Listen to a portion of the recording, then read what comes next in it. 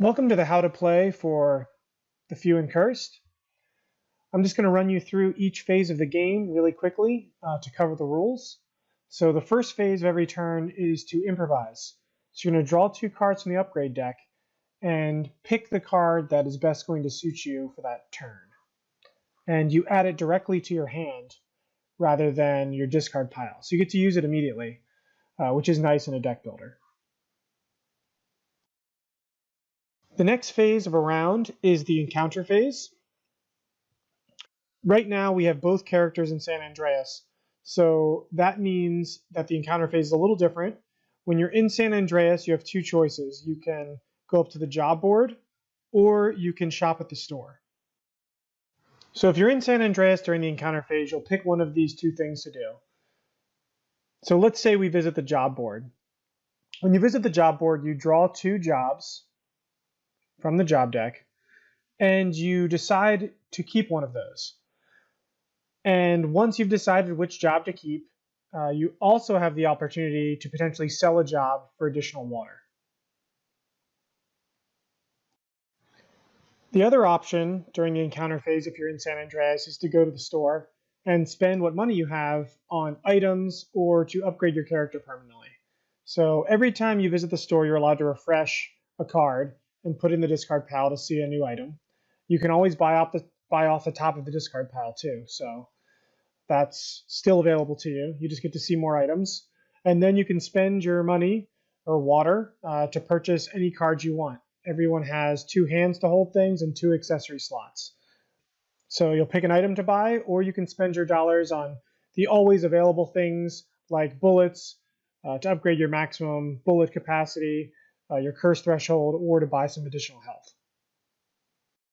So if you're outside of San Andreas, the encounter phase is even easier. You just simply draw a encounter card based on the location you're at. So you can see here we have a cursed encounter. They're the more visual of the encounter cards, and they always give you sort of 3 choices to do. And they'll have costs associated with them, and you'll have to play cards during this phase from your hand to meet those requirements and accomplish whatever choice or goal you'd like to do. So you'll play cards, pick what you want from these cards, and that is a cursed encounter.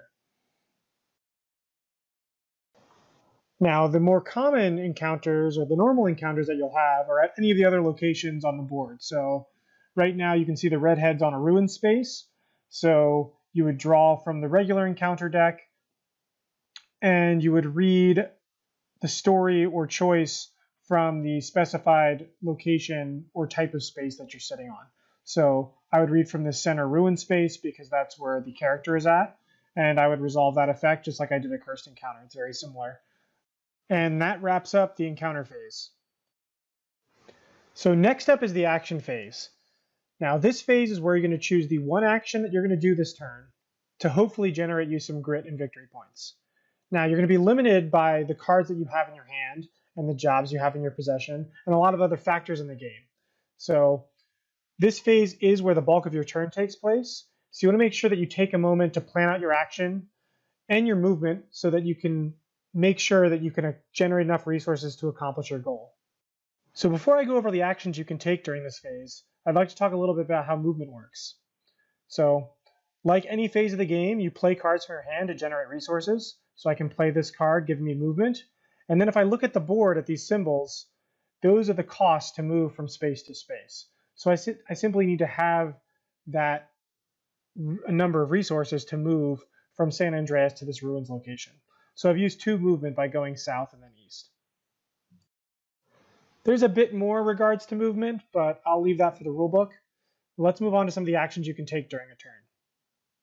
Now, if you're in one of the 4 corner locations and there's an artifact still located there, you can recover that artifact and add it directly to your hand as your action. Artifacts are typically much more powerful cards than the typical upgrade cards that you deck build with every turn. Another action you can do on your turn is to simply take an encounter on the space you've moved to. So if I was the redhead here in Mountain View, I could draw a cursed card, cursed encounter, and make my decision on it. You can also make your way to San Andreas and use your action to shop or visit the job board. So obviously this is the few and curt. So we've been looking at these wanted and most wanted bounties, and that's one of the core ways that you can score a ton of grit, a ton of victory points, get some great rewards, and one of the actions you want to try to take if you're able to scrounge up enough attack. So by capturing the bounty, you simply take the card and put it in the score area. But more importantly, when you look at a bounty card, the rewards on the bottom, the attack needed to beat them is in the upper right, and the location they're at is in the upper left. So you're going to make sure that you need to move to that location. In this case, it's the ruins. You're going to need to generate 11 attack, whether it's through spending cards or by spending your bullets to be able to defeat that bounty successfully as your action. Now, there are a few other actions that you can take on your turn. One of them, for example, is to camp at the location you're at. This usually isn't great unless you are scoring a job like this one here. So if you camp, you shuffle your discard pile back into your deck. This way you won't return to San Andreas. You can stay out in the wild a little bit longer. And if you have a job that you can always score jobs as soon as you meet the requirements. So there are a few camping jobs which you'll want to get to a certain location and take the camping action. And camping also gains you a health. So if you're close to dying and you don't want to lose those grit or victory points from getting knocked out and dragged back to San Andreas, camping is a great action as well. Now, other than that, the next few are pretty simple. You can there are certain characters that have actions on their character cards. You can obviously take that action as your action for the turn. And then the last action you can take is if you're on the same space as another player and you can generate enough attack that's equal to double their health, you can rob them. And robbing them yields you a curse, but you'll get victory points equal to their health, and they'll take a damage. So it's a good way if one person is running away with the game potentially for you and the other characters to try to catch up to them and potentially set them back a bit. But it is situational, and it's not an action that's regularly taken. Typically, you see 1 or 2 robberies a game. Next up is the cleanup phase. That's the final phase of the round. And during this phase, you will discard any cards left in your hand that you don't want for next turn, but you are free to hold on to any cards that you'd like.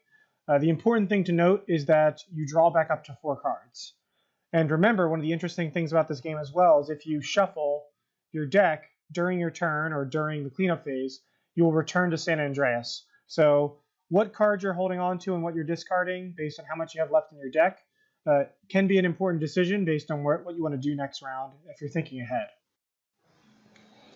If there are any monsters on the board, you'll want to move them towards San Andreas. Obviously, a monster entering San Andreas, making their way all the way there is one of the endgame conditions. So if there's any monsters on the board during the cleanup phase, when you'll move them towards the city.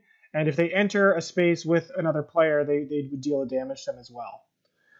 Then finally, you would pass the first player token counterclockwise to the next player and restart the round. So a game of the few and curse can end a few different ways. We've already talked about a monster entering San Andreas. If that happens at the end of a round, that immediately ends the game and you'll go to final scoring. The other things that can happen is if you defeat 3 of the big monsters at the end of the deck, meaning that the most wanted area of bounties is mostly empty, 75% empty. If 3 of those big monster miniatures have been removed from the game and people have defeated them, that's another way to end the game. And then finally, if all of the artifacts have been picked up off of the board and acquired by players, that is the final way to end the game. The game will end at the end of that round. So at the end of the game, whoever has the most grit on the grit track around the board wins.